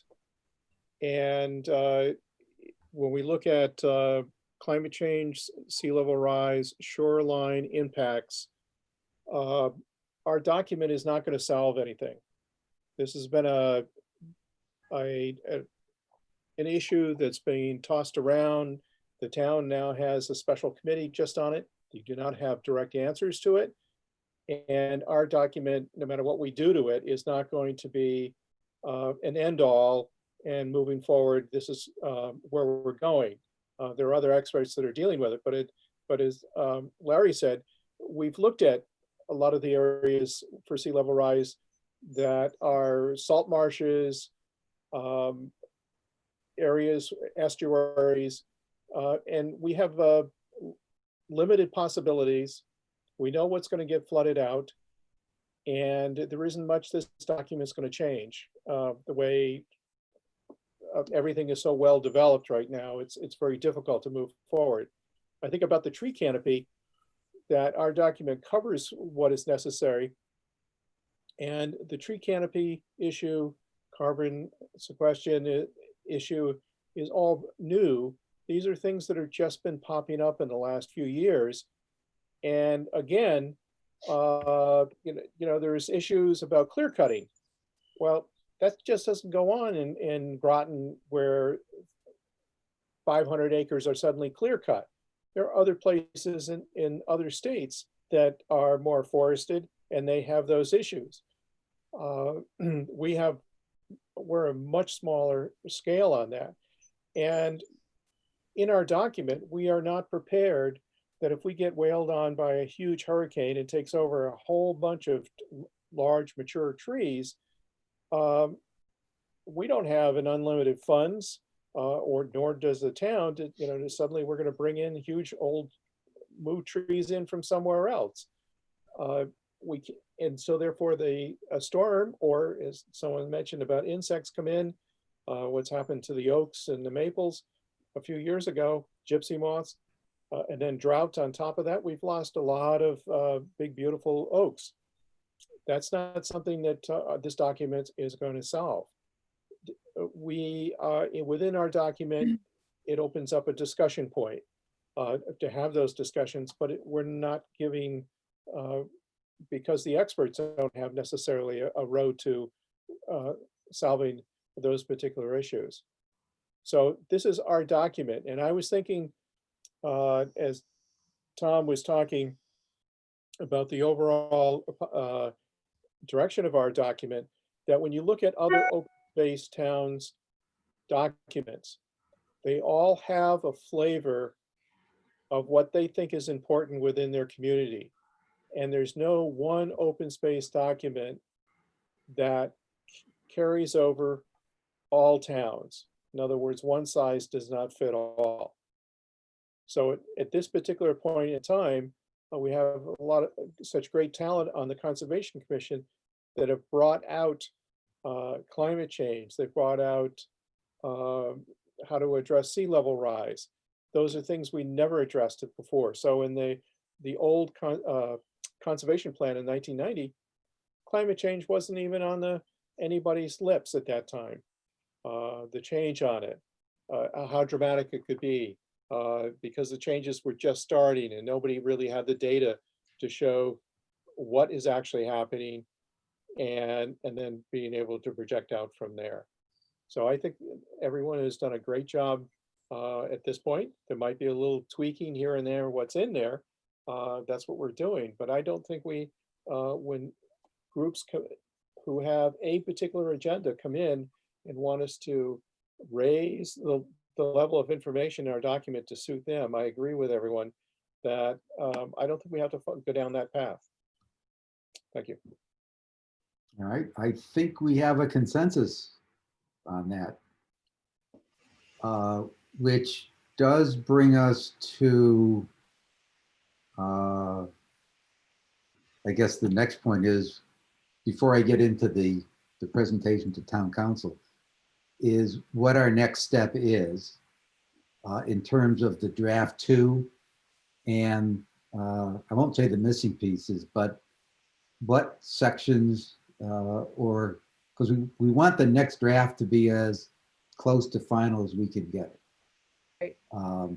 So I think to that extent, from what I've heard tonight, I think the text committee is 95% there. And, very, very close. There's, the question is what from the data side, we just need to, what do we need to complete in order to, whether it's a better picture or a different map. So I think it's left Michelle, I guess Michelle, Bray, myself, Right. we're the data guys. We need to kind of shore up and finalize whatever that's going to be. And I suggest that we do that as a follow-on meeting, Michelle, right? Right, I think we have enough information now and the capability that we could do a really good next step of getting those sections, like the taking, I think we've got a good handle on all the parcel IDs for all the names, because that was one of the missing pieces. The matchup wasn't there. I think I now have enough of those pieces that I can get those maps done, and then we can see what's still missing. So I think we may only be 70 or 75%, but we have what we need to finish it, I guess is my point. All right. Would you like to put a checkpoint on when we would meet next so I want to get it to a timeline for draft 2. Right. So I think I can do some things I need to do without you guys coming back to me until I get that first level. So if you give me this week to get my act together and get some maps of what we have and identify what, if there might still be missing pieces, and then meet next week. So the week of the 13th. Right. So pick a day then. Might as well do Monday's that while we're fine. here. You want to meet next Monday? The 13th, Yeah. Ray? Okay. All right. What time? 5? 5 on the 13th would work for me. Okay. 5 p.m. All right. Data subcommittee. And subsequent to that, Tom, then we feed it to you guys to fold it into the document. That sounds great. I have very little, we've gotten like you said, 95% of us here, I just got a couple of those little tweaks here to put in. I appreciate the consensus we got here that I'm not going to be doing a restructure. And in parallel, we'll be developing the follow-on plan, which is part with the presentation. So Good idea. I'm looking at the calendar, and it does look like it's possible to have a draft 2 completed by the 28th, which is the town council meeting. Does that seem like, I mean, there's enough time in there to kind of meet, maybe hold a special meeting and together and finalize that, to be able to then go into that meeting and say, you know, we've got the input, here's our update and second draft. Does that sound So like you a basically- reasonable target? You're saying like on the 21st, we'd have a special meeting of just to finalize the draft number 2 with everybody? I'm thinking that sometime in the week of the 20th, yes. How does that sound with everyone? And also at that same meeting, because we're going to review the presentation today, do a final review on the presentation to the town council at the same time. Larry, this is Ann. I have a question. Yep. When did you want to, were we still going to review the criteria today? We can get back. We can get back. Well, I'm checking the time. If we can get through the rest of it, we can cycle back depending on the time to go do that. Yeah.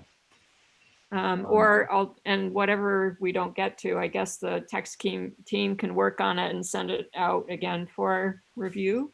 Does that sound Yes. okay? Yep.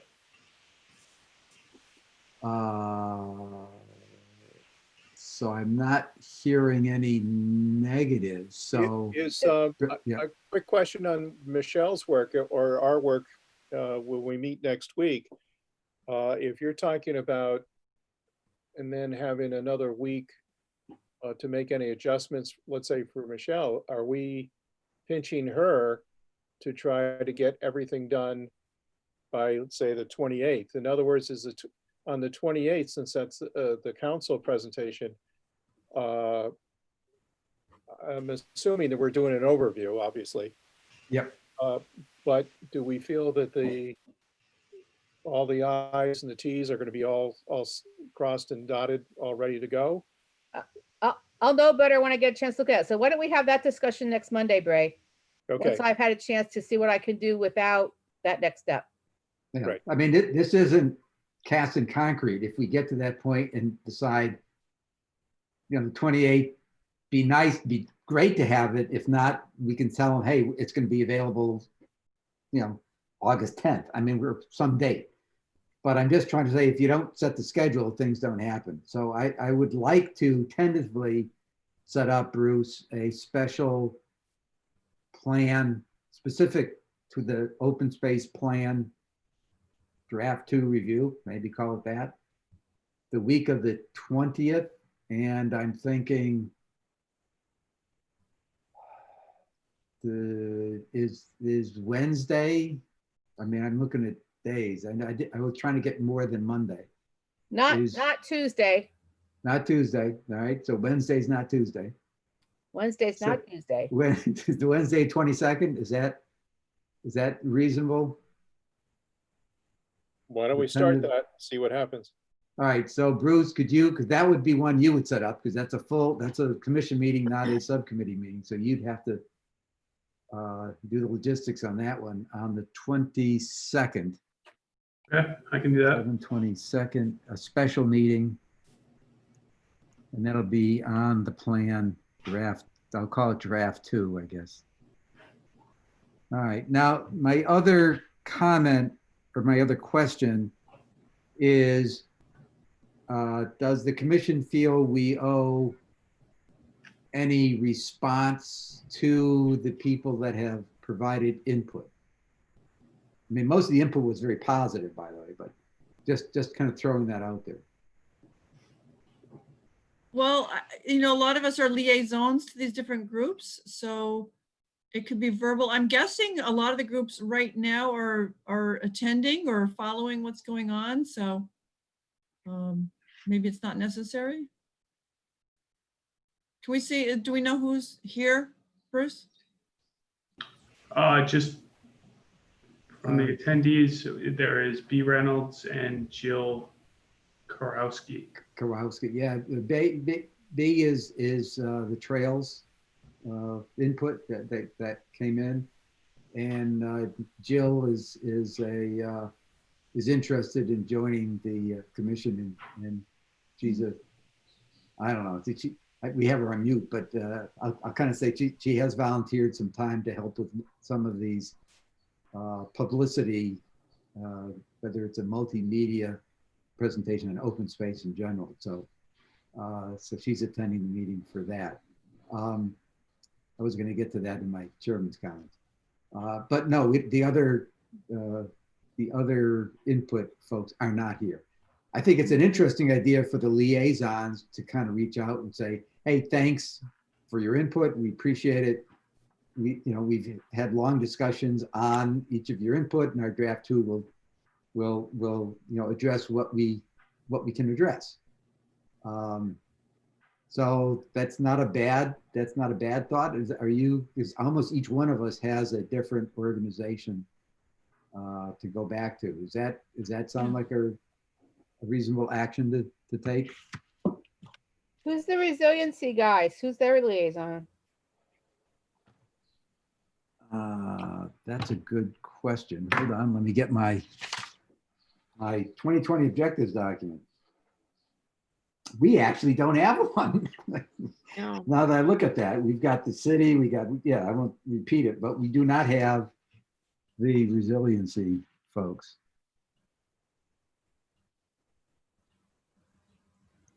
Maybe for the special meeting, or even maybe we should make a list of the list of who gave comments, and then just assign, either assign somebody or just do a email to somehow, have a draft of here's what we want to say to them, and whether it's one person or whatever, but I think we need to be more structured on it, not just Maybe saying. just type up, like you're saying, like just a little statement and send it out to all of them. Like, we appreciate your comments, and we've really Right.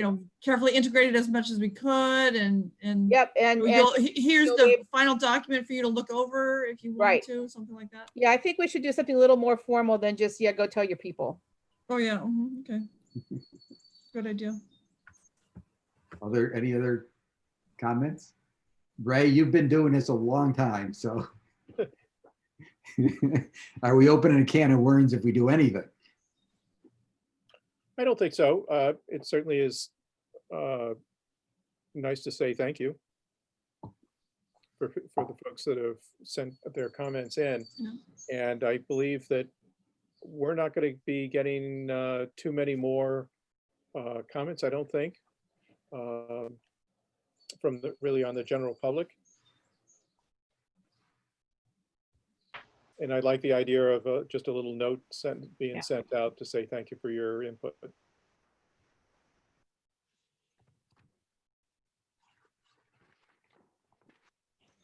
On behalf of the Conservation Commission, is that a little note that Larry writes as the chair? You probably Giving me look for a stuff to little do. note. Ray, could you help out and write a thank you note? Jeepers. Let me see if I can do something.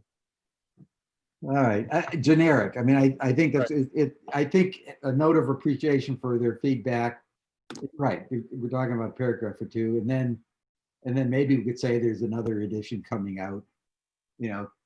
Towards in the next 30 days or so. I mean, I think that's sufficient. Okay, that's fair. I mean, the people did spend time looking at it. I think Yeah, they did. it's Spent a lot nice of to time. say thank you. Yeah. All right. Okay. Just, you've got Ms. Reynolds online here in regard. We don't have those in the package for everybody. And so I don't know if you want to have her discuss what she wanted, or do you want me to, or at least read summarize it as far as on the action item from her comments?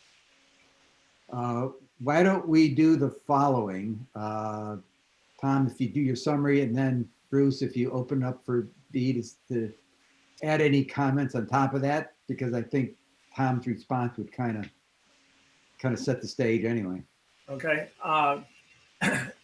Well, Bee sent in is from the Tri-Town Trail board members. She talked a little bit about that, as far as the committees off doing things. I noticed in today's recent papers, there's been, a lot of the issues of starting from the north end and working south with the Tri-Town Trail. If they've already got grants in place with the state, they're working with getting easements in place, and their goal is to get all the way down to Bluff Point. So they've made a recommendation that in addition, that additional section be added to mentions the southern section of the Tri-Town Trail with the endorsement of the town when this Tri-Town was developed, and the recent publication of the CCOG pedestrian and bike master plan. That I should expand on what's already in the plan, because they are mentioned in the plan, but she just was asking for more expansion. And she volunteered to provide, work with me to do that. And I, as far as from now that we have a time frame here, I'm willing to work on that and put another paragraph or two in regard to better explain and correct the status of what their actions are in the appropriate section that we've already got in the plan. So I'm willing to do that, but I don't know if she had any other comments that she'd like to do. All right, Bruce, could you open her up?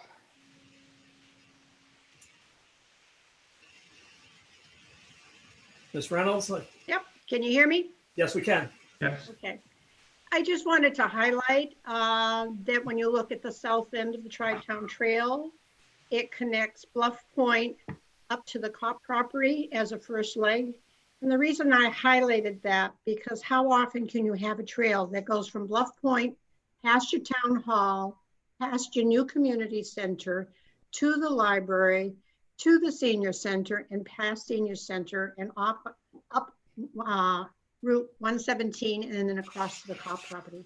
So it's just important, I felt, that it was a great opportunity for the town to look at not only connecting open spaces, but connecting services.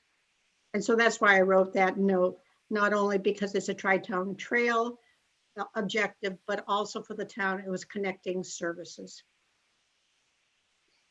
Just a point of clarification, Tom, does the document have a pointer or reference on the trail system? Not directly, because the focus on how this we've talked about things in regard to either it's going to show up either as from a priority perspective with the green belts, and then also with the natural resource based outdoor recreation in section 3.1 and 3.7 that develop into the recommendations. Right. That's where I believe it was in 3.7 that we talked in regard to the recommendations, or is it 3. The trail. I'm trying to look it up right now as far as on where we had the sections with the Tri-Town Trail as far as relative to our master plans and stuff. In that 3.1, what I found was there was never any mention of that southern part of the trail. We talked about the Cop property and connecting over to the Gold Star Bridge and connecting north. But that southern piece would be connecting, senior centers and library and everyone up to the Cop property. Would then give you access. Plus there's parking there as well. So people could access the trail, and you already had parking already in that area. Yeah. And you had seniors housing as well, which could access a trail as well for senior citizens. Now, and what just for your information, what we look at typically in regard to in 3.1 is taking a look at the established POCD approved green belt, which has us going along Route 117 south, but not through the senior center. I mean, through the senior center, the library area.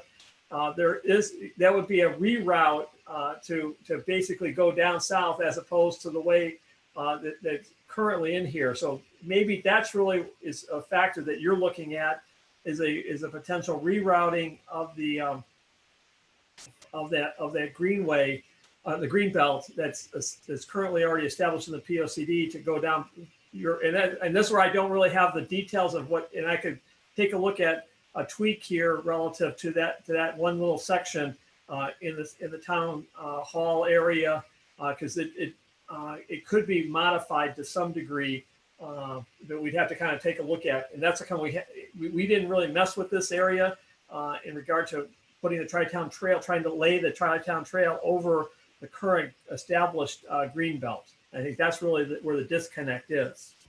My understanding is the Park and Rec is working on accessing the Depot Road as a bike lane in order to connect up to Route 1. And when it gets to Route 1, I guess I'm unclear about how that goes north to connect to Cop property. Yeah, and that's where, in the big picture from our perspective as the Conservation Commission and for this document, is to identify these areas. And that's if you take a look, we kind of put them in these pink zones as far as that we need better explanation and that these are targeted areas for establishment of an expansion. And this is, and likewise, the pink zone probably could be on the other side of Route 1 into the area that you're talking about. We need to take a look at that. And that's probably the best comment that we've had relative that I need to expand in regard to the pink zone, in regard to the areas that we talk about. And so I'm more than willing to take a look at that and do the necessary update to get what's already been the support that's been put in place from the town council and in regards to what we're showing and demonstrating here to make sure that those are in sync. And so that's a good comment. And as far as that, it can be easily updated as we move forward for the next revision. Okay, let me know if you need any additional information. I will. I will get back to you. I will need something that shows where your detailed plan is as far as I'm going through that area. I think I you think need he's assuming it. Yeah, 120 pages is probably the target, right? No. You can help drive us there. There we go. Okay. All right. Thank you. All right, thanks. What I'd like to do is share the PowerPoint since we're still on the plan. So let me go to, there's share screen. PowerPoint, here we go. Okay, where did it go? It's over here. I suppose I should go in presentation mode here, huh? I wouldn't bother. Oh, Could we, can I just, in the sake of preserving some time, could we look at this and could you share this with us and we could look at it individually maybe and we're reconvening in a week or two? I mean, were you going to go through the whole thing? well, that was the plan. But since the plan was established, we agreed to another meeting. So I'll leave it up. It's now, so we've been here 2 hours. We basically have covered the bulk of what we were going to cover. There's only a few other items to get into. Okay. So it's up to the commission. Is this Michelle? Michelle? Yeah. In general, Larry, and this is like the third thing you've given us that isn't in our packet. And it's really, I mean, the whole reason for the packet is for us to be able to read stuff and look at it ahead of time. And I know you don't have stuff to the last minute, but honestly, trying to read this and think about it while we're at the meeting is really difficult. So I'm with Kristen. It's like, give it to us, let us look at it on our own instead of trying to look at it while you're going through it and reading it now, because this is just, it's hard for me to wrap my head around what you're trying to say when it's the first time I'm seeing it. And I'm trying to think about what it says. So the whole, I really would appreciate it if we would see stuff ahead of time before you're asking us to talk about it. All right, the intent here was a status report or project status report, not taking any fundamental changes from the plan that was there.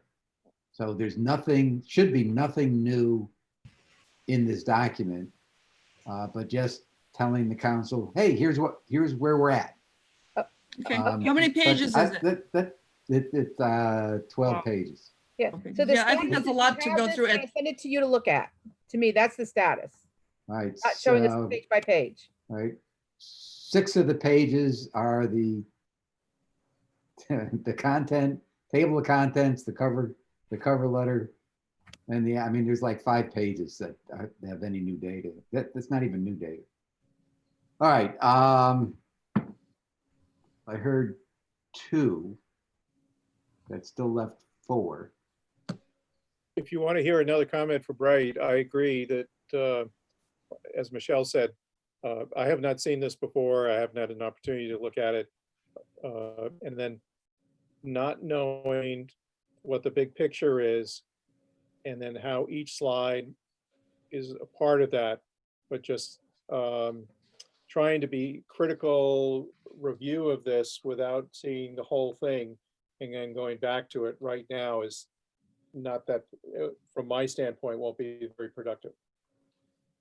So I'd like to see the document, send it out as an attachment so we can look at it at a different time. So 3 for 3. we can stack it up to, we need 4. We can stack it up to the special meeting on the, when was that, 22nd? My second. We can stack it up there. Bruce, I guess you could forward this. I don't want to wait till the week, because what happens is you get it the week before, and that's not good either. So can you send this out ahead of time, Bruce? I'll Sure, send it to you. just email it over to me and I'll send it out as soon as I get it. Okay. I'm sure it's great. I just feel like if I can look at it first, then, I can make more relevant comments. I would say adequate. Adequate's great. It's again, it's part of it is what we're trying to accomplish, and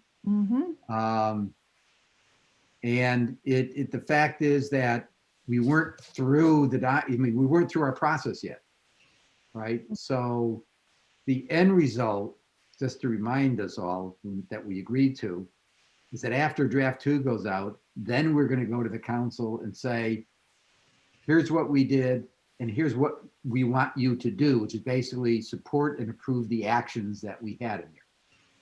Right? I mean, everything else is background. Right? So really the action was, to me, was the key to the council. So the purpose of this, I'm just teeing it up, was to set the stage for that. So when we come back in another month, or 2, I guess it might be in their August meeting, and when we're doing an ask, right? So this wasn't to be an ask, this was just to be a status, right? Fair enough. So that's the setting the stage on that.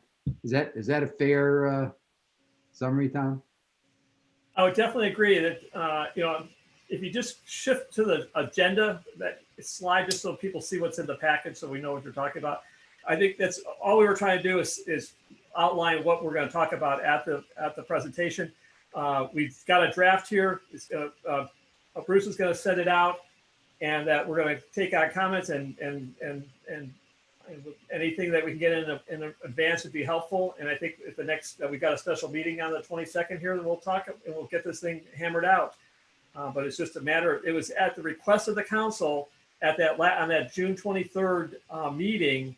Of the committee of the whole, that they asked Larry to say, hey, can you guys explain it? Because it's been posted on the town website and everything, and they would like to have a better explanation and understanding. Because I was shocked on the 23rd how many items that of a conservation nature were on the agenda, and we basically had a monopoly. That was a 5-hour committee of the whole. I would say probably 4 hours of it was all on conservation type of issues. I thought it was good. But it's interesting, but so it's topical, and there is certainly an interest, and we want to strike when the iron's hot, I guess is the point. Okay. So that's our plan for that.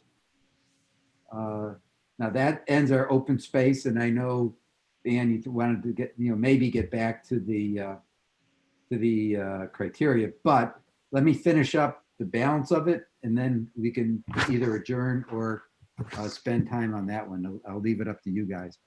So the next item is the chairman, reported chair. So I got a bunch of items here. So the Noang School we talked about, so I won't go over that again. The council approved, and this is one of the items that Tom had just mentioned, approved the transfer of 1,300 square feet from the town to Brian Edmonds. That's right down by the old firehouse there at the Quantic Bridge. But part of that was they're providing access through their property to get to the walkway. It was 1,300 square feet. I mean, so, we didn't have anything to say one way or another. I will say that we got our first FOIA, that's Freedom of Information Act request, from a Mr. Potter, who wanted to know how we came up with all these, want to know all the things behind the figures. So my response was to provide him, here's a draft copy of the plan out there on the website. Here's the current draft copy of the economic model user manual. And I created the Noang spreadsheet, locked it up, and put that and said, everything you want to know is here, go at it. So that was it. I did get a response back. The first response was thanks for the input. The second response back was, I won't read it, but it talked about, data's all over the place, and that I need to know all the assumptions behind the assessment stuff. I have not replied to that because I don't set assessments. That assessment came from the town. So I'm letting the town respond to that if they are or not. But we got a FOIA request, so I thought that was of interest. The next item is I had talked to the town manager about an open position, and he informed me that we actually have 4 applications for the one open slot. And I went, say what? so Ray, we got 4 positions. So they're going through their process, which is interesting. So I guess one of the things goes along with what Tom just said about the amount of conservation topics is that there's a greater interest out there, and that's drumming up more interest in joining this august group. So I thought I would share that with you. So it does look like we're going to have that filled at some point. So it does seem to take a lot longer than I would think. On a related note, let me get rid of this. Stop sharing. Okay. On a related note, and Joe Kowalski's on the, is I did relate between her and Becky Carlson, is I got that memo that I incorporated into Noang School where I listed that. She had come back with, and I put an excerpt from a note to me, that we're both quite, this is her words, we're both quite, and I'm assuming it's correct, we're both quite talented video editors and storytellers, and would like to see if the Conservation Committee may have facts, footage, stills that they would like to contribute to assist with the content and tell a visual story, of that was on the school space, but I kind of expanded it on my that said, how about something about, the plan itself and selling the plan. So I did reply back that I think that'd be a great idea. So I did share that already with you. And when we talk at our next, as the plan, once we get this out, how do we want to follow on and provide a way of connecting with the community that is something different than this resource technical related plan that we put together. So I thought that was kind of a great fit between an offer and a need. So I said, thank you very much, and we'll be back to you on that one. I don't know, Jill, did you want to say something? I don't know, Bruce, did you want to open it up? Or she?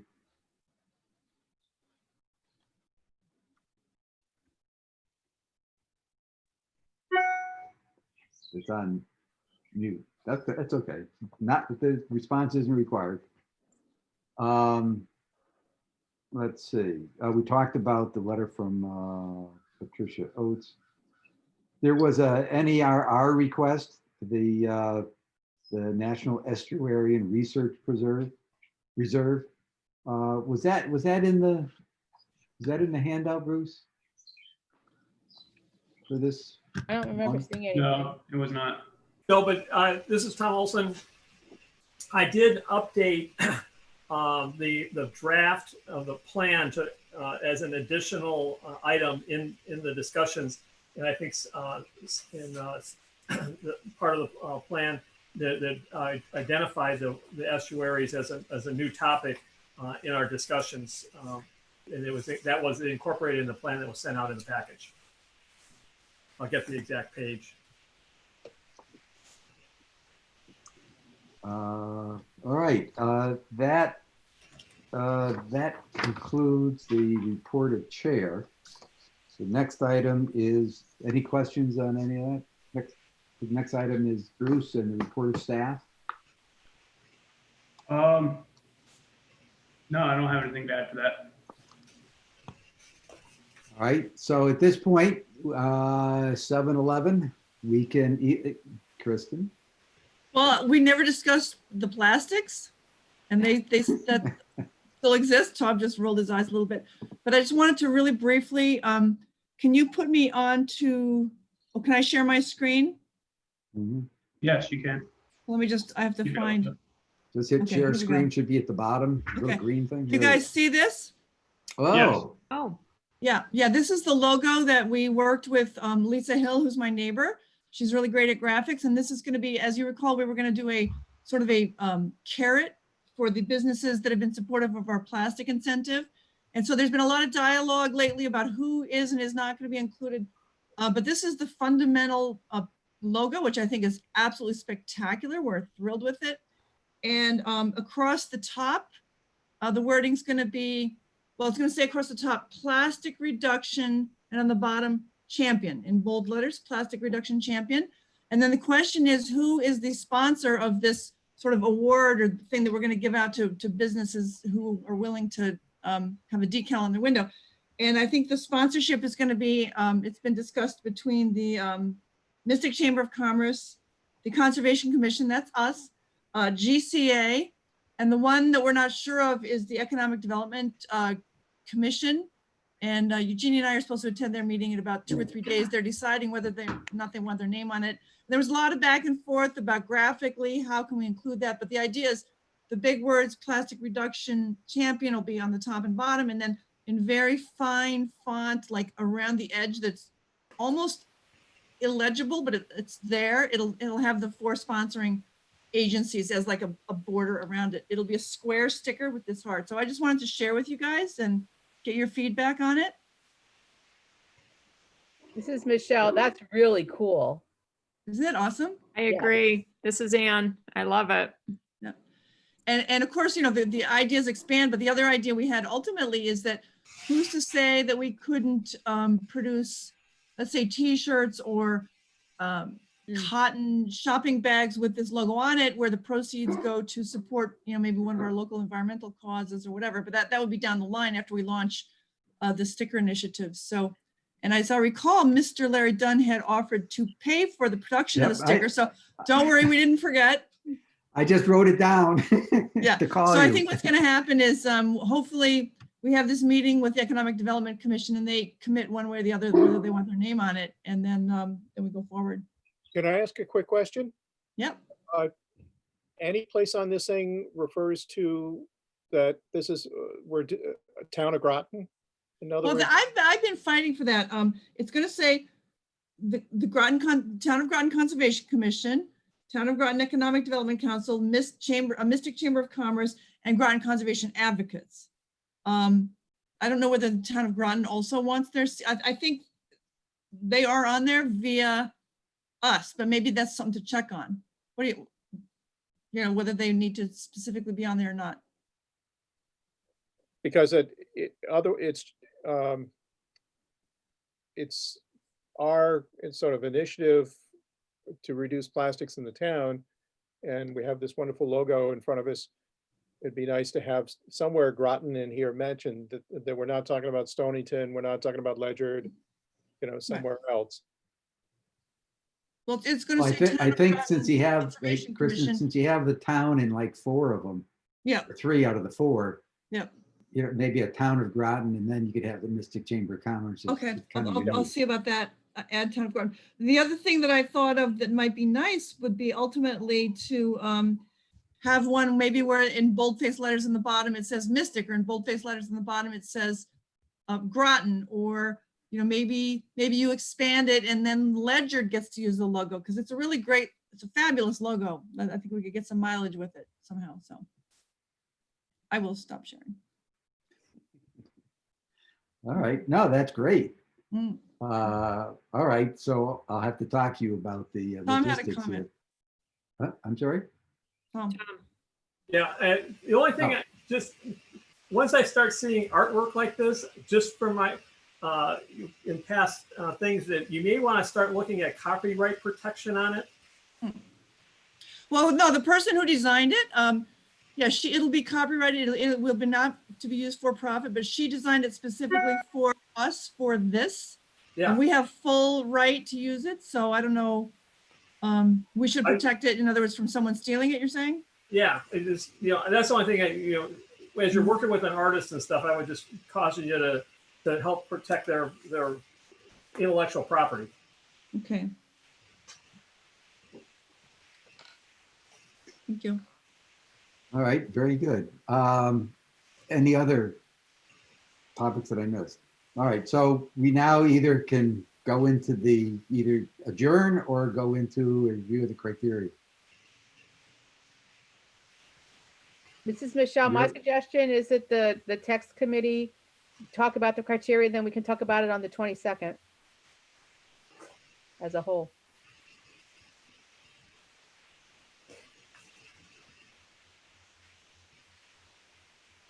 Other- As far as from the other- next committee, I'm willing to work with Ann and Kristen to have a recommendation for the 22nd. Ditto. Oh, okay, Ditto. Yeah, that sounds all good. right. So I'm looking for a motion to adjourn. So moved? Second, I second it. all in favor? Aye. Okay, Tom finally. So it is unanimous. All right. All right, guys, thanks a lot. We actually went through a lot today, and there are a number of follow-ups and to-dos. So let's work on that, and we will see us together on the 22nd if everything works out. Great. And Larry, you're gonna set up a Zoom for next Monday? I will set up a Zoom for next Monday. Yes. Okay. Thanks. We'll see you all then. All right. Monday or the 22nd. Okay, bye. And Tom, do you Bye. want, and I apologize, Tom, for the last one where I just failed to look at my calendar. Oh, no. Not a problem. If you have a time right now, let me know. Otherwise, I will put this stuff all together and get something out to you. But I'd like to get this moving later this week because I'm around all the time. Okay. Well, I have to leave my house Wednesday because of construction. So I'll be out on my boat for like a few days. So I'm really unavailable this week, probably not until early next week. Hopefully I'll be able to. Okay. be So in- you think you'll be back on Monday or Tuesday? I think we could be back for the weekend. We just might have to leave again, but let's try for Monday or Tuesday. Sure. Okay. So I'll put something out for Monday then. The 13th. Super. Okay. All right, have a good night, everybody. Okay. Right. Bye. Bye.